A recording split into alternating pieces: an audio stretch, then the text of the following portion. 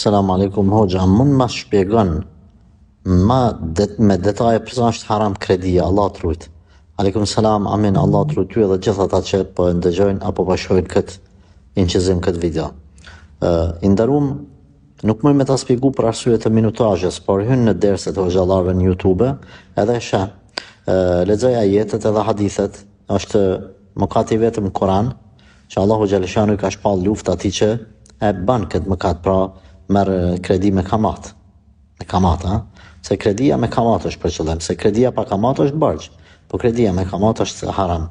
Po ashtu në hadith ka një vepër tjetër që Allahu ka shpall luftë, ajo është me kush i lufton edhe i nënçmon evliat e Allahut të devotshmit, Allahu i shpall luftë atij personi.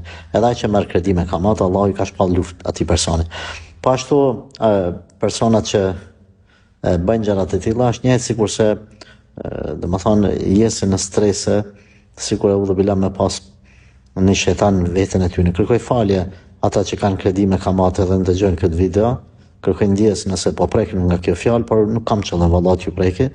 Por ti i nderuam që ke pyet, shko edhe pyeti ata të cilët merren apo të cilët janë detyruar me marr kredi të tilla me kamat, se si është gjendja e tyre. Pra kjo është marrje pasurisë së popullit, sidomos shtresës së varfër dhe të mesme, nga bosat e një vendi, edhe ngecje në shumë drejtime dhe fusha. Prandaj Allahu çdo send që është i dëmshëm për shoqërinë, për njerëzit, e ka bërë haram.